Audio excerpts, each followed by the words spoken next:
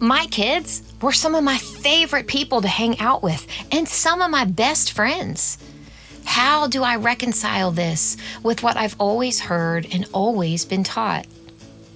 So I started on this journey of trying to figure out, what is this relationship that I have with my kids? Are we friends? Are we not allowed to be friends? Or have people always gotten it wrong? Is it just semantics? Hi, I'm Sarah Short, your host of the No Way But Through podcast. This is your weekly one-stop shop for all things mom. How to parent through those exhausting days with your little ones, how to be intentional and connected with your big kids, and how to embrace what truly matters and let go of the rest. From life with a newborn to toddlers to teenagers and everything in between, I'll teach you foundational and practical strategies on how to walk through every season of motherhood with courage and creativity, all while prioritizing your relationships with your kids in a home life where all of you can thrive. My Nana once told me, there's no way but through. Turns out she was right in life and in motherhood. So come along with me as we become better moms together. This is the No Way But Through podcast. Welcome back to the No Way But Through podcast. I'm your host, Sarah Short, and I'm so glad to be back with you guys today. I really love spending time with you over on Instagram and messaging with you back and forth about mom stuff and life with your kids. I really loved our question box this last week as we talked about some of last week's episode on group parenting. That box has become a really invaluable part of my work over here, and I love interacting with you guys over there on Instagram.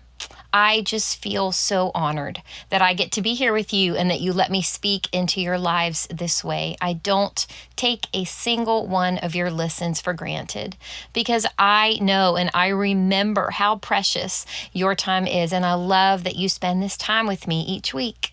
If you haven't yet, please join us over on No Way But Through on Instagram. Follow along over there as there's content over there that you can only get at No Way But Through on Instagram.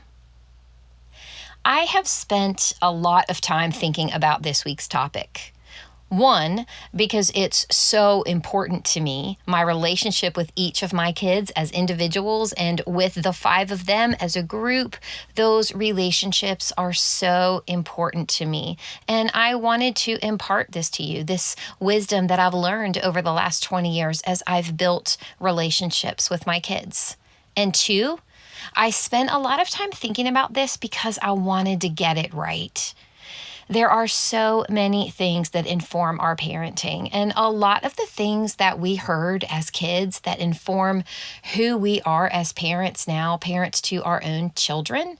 What I'm going to talk to you about today, I realized that a lot of what I had heard growing up was coming out in my own parenting. And it wasn't matching up with what I believed to be true. And so I had to do this wrestling with this. Like, this is what I've heard, and this is what I heard growing up, and this is even what I still hear today, people saying, and trying to reconcile that with my own experience as a mom. This was really important to me, and I wanted to do this hard work, and I wanted to get it right. So this one's important to me. I wanted to get this one right. In today's episode, I'm going to answer this question, and it's one simple question, but it's one that I've talked about with my friends and my sisters a lot over the years as we've been moms together. And it's this: can you be friends with your kids? Not just your adult kids, but your young kids. Can you be friends with your kids? As I thought back about my own childhood and my relationship with my parents, particularly with my mom, I remember hearing this phrase a lot: you can't be friends with your kids. That phrase has circulated round and round in my brain over the years, and when I was a younger mom, I remember stopping and wanting to wrestle with it. You can't be friends with your kids. Was this something only I had heard? Was this something just my mom said, or that I had heard said and most people don't agree with it? Or is this something more mainstream, an idea that people actually think and believe? What do I think and believe?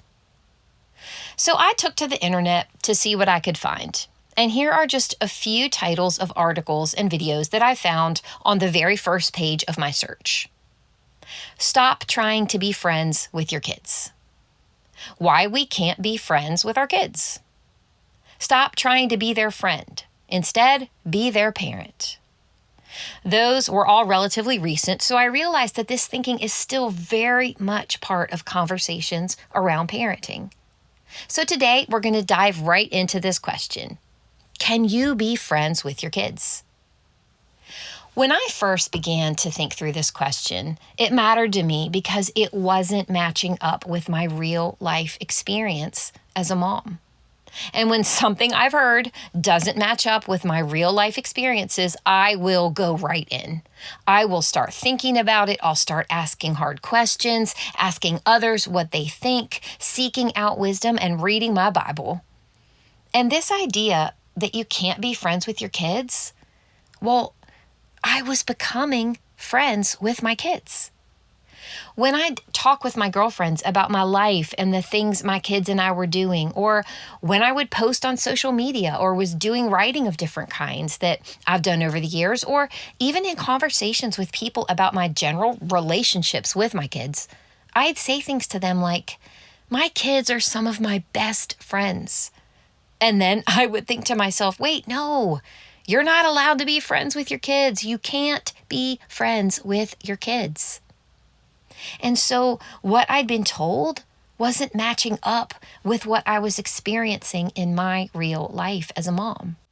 My kids were some of my favorite people to hang out with and some of my best friends. How do I reconcile this with what I've always heard and always been taught? So I started on this journey of trying to figure out, what is this relationship that I have with my kids? Are we friends? Are we not allowed to be friends? Or have people always gotten it wrong? Is it just semantics? I think what I had always thought and what I had always heard behind the words, you can't be friends with your kids, was this fear or concept that you shouldn't be going around and getting matching tattoos with your 12-year-old daughter. You shouldn't be buying beer for your 18-year-old and drinking with him and his friends. You shouldn't sneak your 17-year-old into a bar with the fake ID you'd helped them get. Or maybe at the core, if you try to be friends with your kids, they won't respect you. I mean, all of that's totally reasonable, right? Like, you need to be a parent, not helping your kid break the law. I think what was behind so much of that thinking was this idea that you, as the parent, are supposed to be responsible in ways that your kids aren't. And if you just try to be their friend and not actually their parent, then they aren't going to respect you or obey your rules, and they're going to end up down the wrong path in life, and you've actually enabled them to do that. I remember one particular day, I was sitting with one of my friends, and we were having this conversation about our young teenage boys. And I remember saying to her about my son, he is one of my best friends. He just is. I love spending time with him, and I would choose spending time with him over a lot of my other friends. I came home from that conversation and said to myself, I need to get my mind around this. I need to reconcile this. Can I be friends with my kids? It wasn't long after that conversation that it clicked for me. Let me take you on the journey I went on. I came home from my friend's house and I searched up the definition of friend. I used a few different online dictionaries, and here's what I found. Friend. Attached to another by mutual affection or esteem. A person you like being with. A person who you know well and like a lot. A person with whom one has developed a close and informal relationship of mutual trust and intimacy. I remember reading those things and thinking, this is who my kids are to me. They are all of these things in my life. They are some of my favorite people who I love spending time with. I love being with them one-on-one, and I love being with them in groups of people. We are close. And most of the time, we like each other and we have trust between us. Is it always perfect? Of course not. But we absolutely are friends. And that's when it dawned on me. I typed in, what is the definition of peer? Peer, one that is of equal standing with another. A person who is the same age or has the same social position or the same abilities as other people in a group. Someone at your own level. And that's when it became so clear to me. My kids and I, we are friends, but we are absolutely not peers. We are not the same age. We do not have the same abilities, especially when they were younger. And we are not of equal standing with one another as it relates to the hierarchy in our house. I am their mother. I am in a different place in the social order in my home. In this way, my relationship with them is very different from my relationships with my peers that I hang out with, my friends that I go to coffee with and have dinner with, and that Jason and I are friends with as couples together. And I am very different from my kids' peers at school or at church or on their sports teams. My relationship with them is different than those peer relationships they have in their lives. I am not one of their peers. Why does this matter? Why am I coming on this podcast today and talking to you guys who are primarily young moms or dads about this? Because I know for you guys, especially as young parents, that it can be hard to see that one day soon your kids are going to be older and they're going to be adults. In fact, you only get a few short years to know them as kids, and for most of both of your lives, you will both be adults. So what do you want your relationships with your kids to look like in 20, 30, 40 years?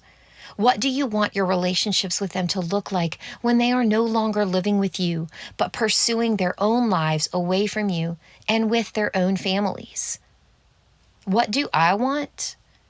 I want to be friends with my kids. I want closeness and trust with them. Shared memories that draw us back to one another, draw my kids back home to a place where they have always been respected, always been honored with their thoughts and opinions, always valued, and our mutual love for one another is something that I have nurtured as their mother from the time they were really little. Listen, this is important. Our kids need to obey us, especially when they are little and their obedience can have life or death consequences. They need to obey our instructions, do their chores, obey the rules that we have in our home and in our family as Christians. We want them to understand that the whys behind so many of our rules come from God's word, that He knows best and is wisest on how we should live, and He has tasked them with obeying us. We need to teach our kids to obey us because we've been tasked by God to ask this of them. And with parenting them and their obedience to the rules and guidance is critical to their development and safety and well-being, physically and spiritually. In thinking about your relationships with your kids, even with your little kids, what I want you to think about, though, is this. What are you parenting to? What is the outcome you're wanting to achieve? In episode 17, I shared with you our approach to discipline. One of the things that I talked to you about in that episode are the 2 non-negotiable rules we have in our family. The 2 things you are absolutely not allowed to do in our home, or you will have a consequence of some sort for that behavior. One is deceit, and the other is disrespect. One of the things that I talked to you about in that episode as it relates to respect is that the reason that we don't allow disrespect to go unchecked in our home is that we want our kids to respect us and to respect one another and whoever God puts in their lives. to learn how to honor and value other people. Disrespect isn't just about their relationship with us as their parents, but it's about how they treat other people. Disrespecting others, it damages relationships. And the reason that we major on that and we focus on that even as our kids are really little is because of what we're parenting to. We want to raise kids who grow into adults who respect other people.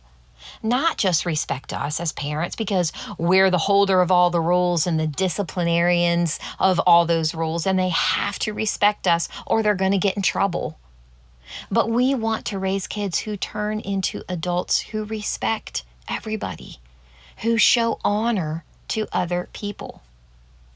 If we parent this way, then we are laying a foundation for having healthy, respectful, loving, and rich friendships with our kids as they grow up into adults. And in the process, we're continually becoming friends with them throughout their lives.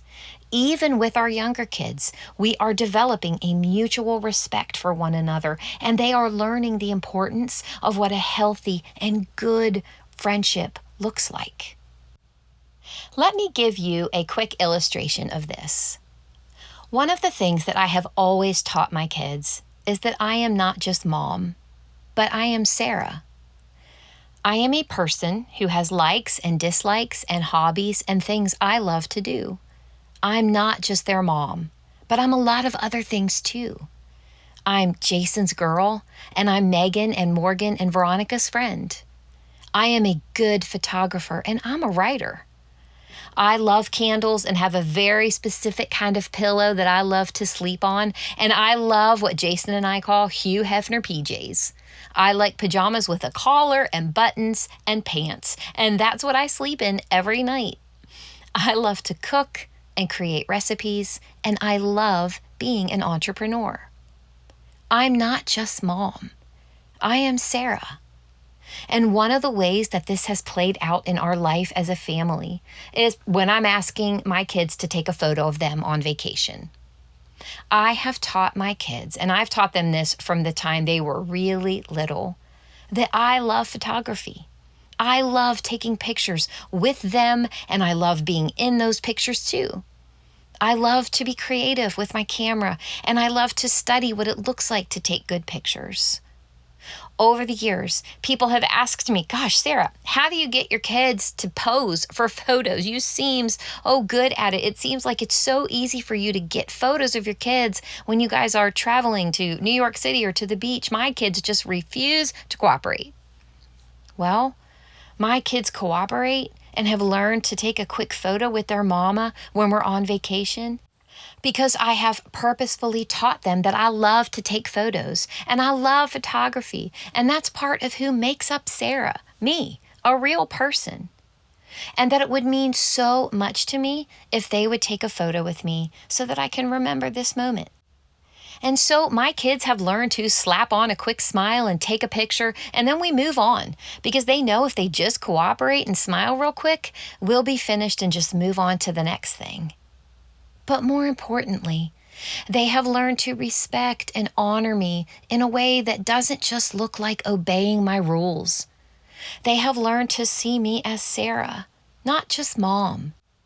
They know that what they love to do and the things that matter to them then matter so much to me. That I'm always looking for ways to support them in the things that they love to do and to be part of that with them. And so they have the opportunity in those moments when we're on vacation and I want a quick photo. They know they have an opportunity to be good to me, to be a good friend to me. Y'all, I can't tell you how many of my friends say things to me like, my parents didn't care what I thought about anything. My parents never apologized. My parents were always right. My parents never gave me explanations for anything. It was just do what I tell you to do, and that's the end of it. That's also how I grew up, and it made it really difficult for me as I got older to want to be close with my parents. We didn't have a closeness and a mutual respect for one another. There wasn't an underlying understanding that my parents were the parents, and in that way, we needed to obey them and respect them. But then, layered on top of that and intertwined with all of that, there wasn't this mutual respect and love and closeness that I now share with my kids. I don't think my parents ever really stopped and thought about what our relationship might look like when I became an adult. For all of the 18 years that I lived at home, it was just authoritative. And I never felt respected as a kid or as a teenager. I never felt honored. And in that way, I didn't really know how to honor them as people when I grew up. We had no foundation of friendship to build on. It was really hard for me to want to be friends with them, especially with my mother as I got older. And this has been the story of so many of my friends. There is no magic button you can flip when your kids become adults that will immediately transform your relationship from parent-child to parent-friend. It has to be built. It takes investment and intention, and it starts when they're very young.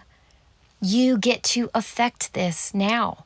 You young moms, yes, you can be friends with your kids. You can respect and honor each other and have this mutual closeness that bonds you together into their adult years. I have adult children now, and we share this closeness that I became intentional about many, many years ago when all I had ever heard was that I couldn't be friends with my kids. But I did this really hard and good work of figuring out why that wasn't true. Are they my peers? Absolutely not. I do not enter into their world and act like a 14-year-old with my 8th grader right now. Are there parents who do this? Yes, and it makes all of us cringe, right? Like, you're not your kid's peer. You are not one of them. There is something so special and delightful and unique about you being the parent and them being the child, and you not being peers. You are not on the same level. You don't have the same responsibilities. You're not the same age. You are not peers. That distinction between friend and peer has given me a powerful framework for thinking about my children and my relationships with them. I feel this immense freedom to hang out with them and enjoy things with them and learn to love the things that they love and foster a friend-like closeness with my kids. I remember the very first time I noticed that my oldest son knew something that I didn't know. I sat down next to him to play with his Thomas trains, and he was maybe 4 years old. Well, he knew the name of every single one of his trains, and I didn't. I didn't know all of their names, but he did. My 4-year-old knew something I didn't know, and I remember that blowing my mind. Well, now, that little boy is 20. He is his own person, and he knows so much that I don't know about so many different things. And we have built an incredible friendship with each other. We respect one another. We honor each other with our words when we're speaking about each other to other people. And we laugh together all the time. He is one of my best friends.